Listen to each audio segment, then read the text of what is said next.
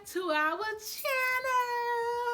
It's Friday and I'm ready to jam. Pick up my girls. Hey, it's Friday. It's Friday. It is Friday, my good people. How are y'all doing on this Friday? I hope that you guys are doing swell and well, and I hope that you guys are actually enjoying this series that we're on. We are talking about assessment tools, and we're talking about these assessment tools and support of our diagnosis. So, for those of you who are new to the channel, welcome. Welcome to Currently Building Generational Wealth. I'm Danielle Bailey, and God is the ultimate host, if I have not said that already. All right, so we are going into week 3 of this 4-part series on assessment tools. The first 2 videos we talked about depression, we talked about anxiety. I even gave you my backstory upon how I suffer from anxiety. And today we're going to talk about one of the hottest topics ever: children and anxiety. I mean, not children and anxiety, children and ADHD. We're going to talk about, we're using today's scale. We're actually going to use the National Institute for Children Health Quality Vanderbilt Assessment Scales. I just call it Vanderbilt. I don't call the rest of it. I just do the Vanderbilt Assessment Scales, and it's used for diagnosing ADHD. This right here, to diagnose a child with ADHD, you have to have some type of scale.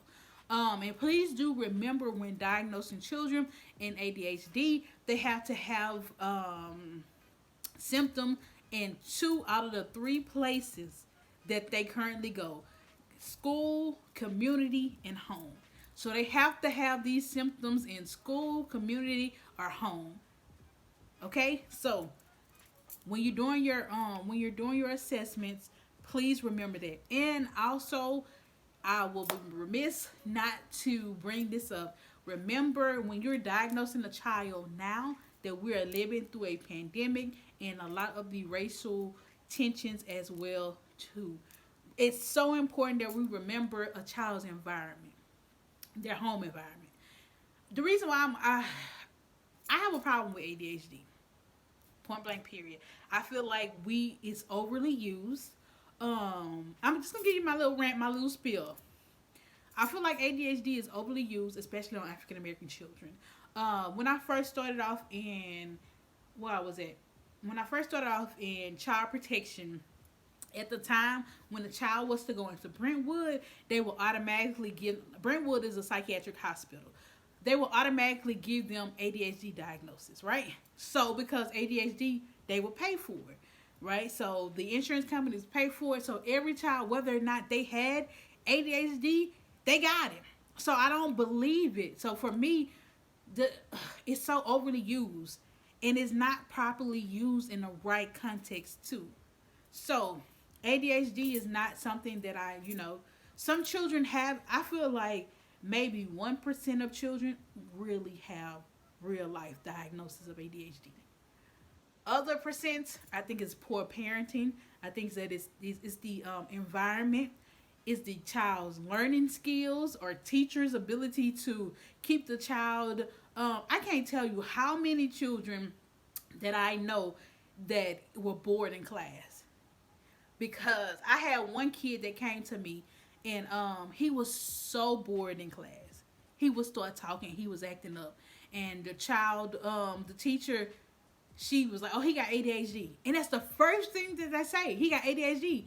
No, he was bored in your class. So for me, when I do diagnose a child with ADHD, which sometimes I really don't diagnose them with it, if they don't have these symptoms to be full-fledged diagnosis of ADHD. Because every time I come into an encounter with a child, either it was me having to work with their parents on parenting skills, or either it was a traumatic event that happened to that child that caused them to have ADHD-like symptoms.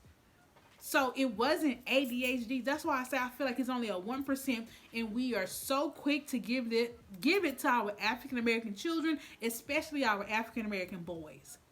So me and ADHD don't have the best relationship, because I feel like it's overly used, and it's a stigma, and it's a gateway to put our children on medication. Oh, he needs some medication. Oh, she needs some medication. And it's not there. We need to try different ways to parent the children, different ways to educate the child, and all of that. Like, we need to parent, educate, provide services individualized for the child, not to make you feel better or not to make your classroom easier. Learn that child and I know teachers, I'm sorry that I'm kind of going off because y'all are only on limited. I get it. Everybody on limited funds. Everybody. I just wish that we can do better as a whole society when it comes to ADHD. But nonetheless, here's the scale. Okay? So the Vanderbilt Scale, again, y'all ain't got to go look for it because your girl done already done the work. It's in the description box below for you. The link is. So with the Vanderbilt Scale, what you do is you send out a questionnaire to the teacher and the parent. The teacher fills out her part, his or her part, and the parent also fills out their part. So it's actually 4 scales in one. So you got to do a pre-scale, and then you have to come back within a couple of months and do another scale. So again, these are self-explanatory, okay? They got the scale. So they look like, so this is the front page. Like in the description box, you will have access to all of these pages. It's a total of 10 pages, okay? So you got the 2 scales for the parent and the teacher pre, and you got the scales for after about 6 months, the continue scale too. So it's all there. You ain't got to do the work. All right, so this is the front page, and here it is, the back page. This is how it looks. This is the parent page. So it's like a 2-pager. Is it a 2-pager?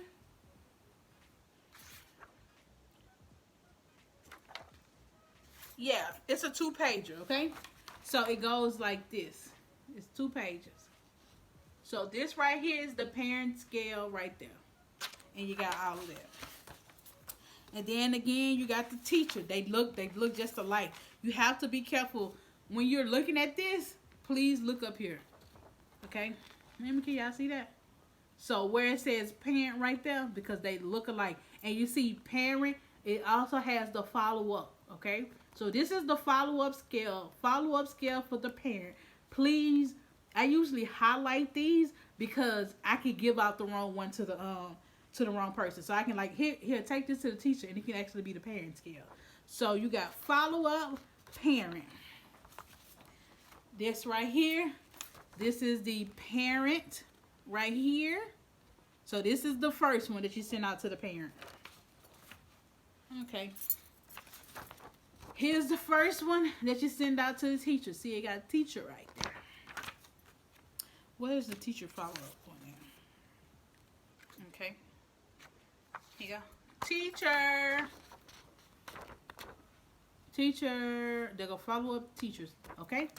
So, very self-explanatory. They just answer the questions. They send it back to you, and you do your diagnose. That's it. So, again, I have a love-hate relationship with the whole diagnosis ADHD.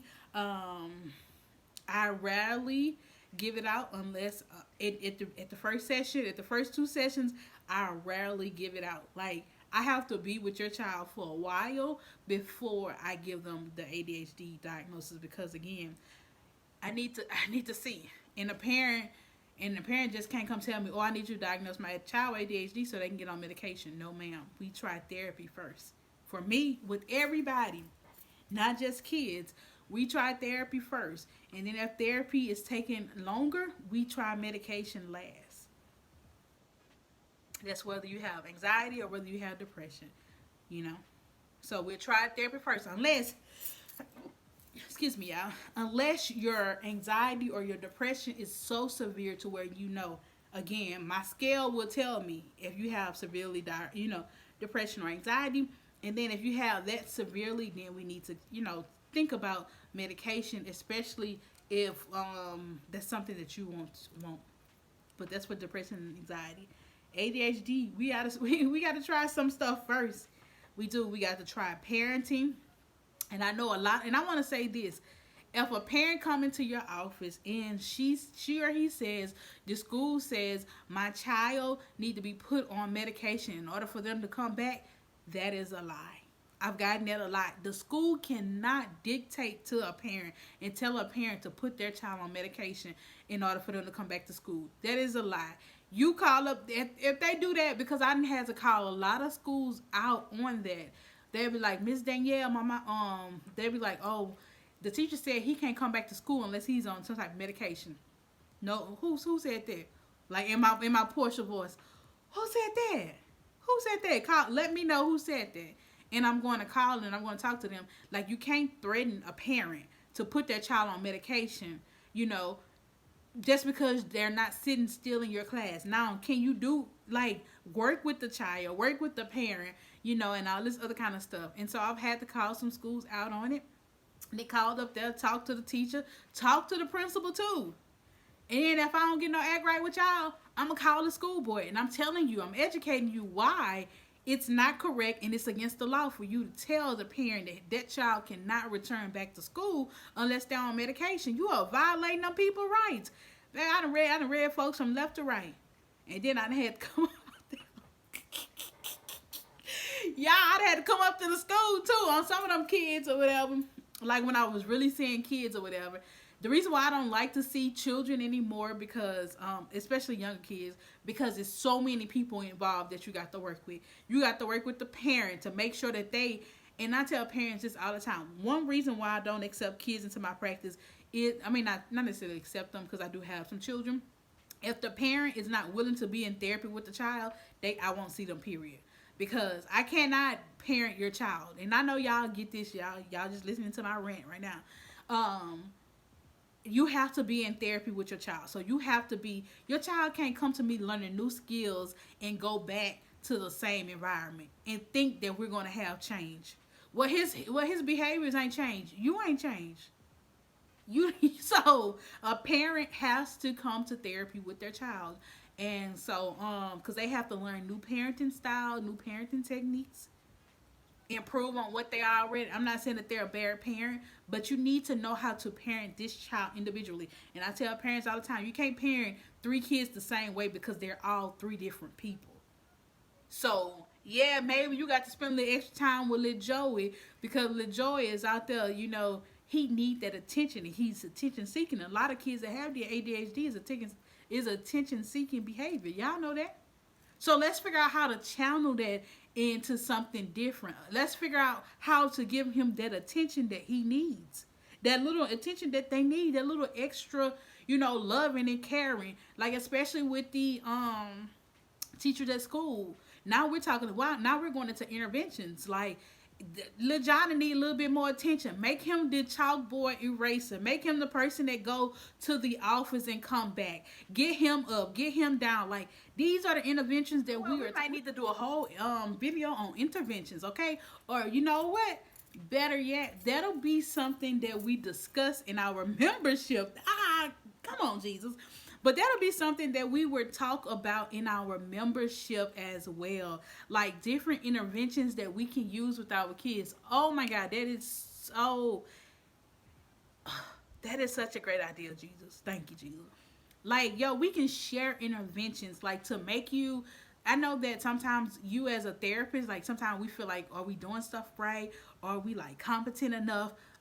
Let's form this community and let's start sharing our interventions and stuff like that with each other and stuff. So, I'm so excited or whatever. But I may do a video, I don't know, on basic interventions that we can use and things of that nature with our, we need that. That's a good video. So I'm sorry, I just got excited. But we're going to really talk about that in our membership. Different types of interventions that we can use with kids and with clients and stuff like that. Because your girl use some of everything, okay? Some of everything with my clients that I can think about that is personal, that is tailor-made to them, and we just write it down. An intervention can be anything. And I don't think that we got taught that enough. You know, an intervention can be anything that we use or that we think of. You can take song lyrics, use that as an intervention. One time I did with a client, J. Cole whole album. Which one that was? KOD. We did the whole KOD album in a session, like not necessarily in a session, but each song per session, because that person identified so much with the KOD album. And like, and I love the KOD. I love J. Cole anyway. So like, we both, like, when I say we dissected, we listened to it, we figure out how it applied to that person's life, and you know how they overcame. When I tell you, those are interventions.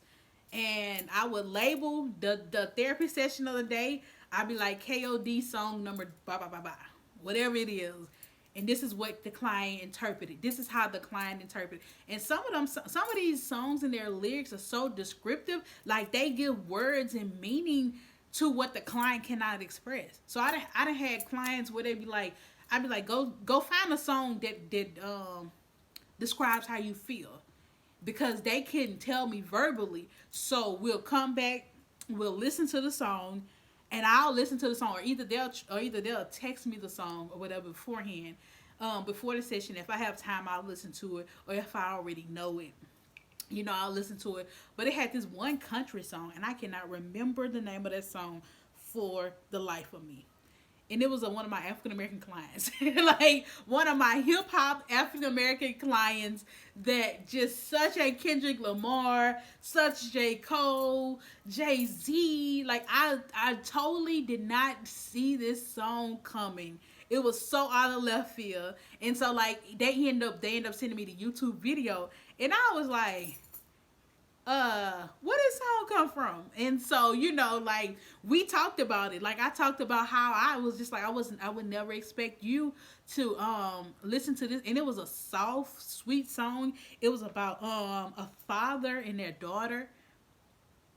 That person and their daughter. Okay? So, like, it made perfect sense once I listened to the lyrics. So we got all of this. And I was able to help him get words to what he was trying to express, and trying to express to his child mother about his child. And so, like, all of this is therapy. And we need to look. Y'all, I'm rambling, and I'm finna go ahead and get up out of here. But y'all make sure y'all email me about this membership class. I mean, this membership, because I'm telling you, we are going to iron sharpens iron. Remember that. Iron sharpens iron. So, nonetheless, I'll see y'all next week. Again, this has been over a 15-minute video. Sorry, y'all. Nonetheless, love y'all, and I'll see y'all later. The last video in this series will be about PTSD and stress. Bye.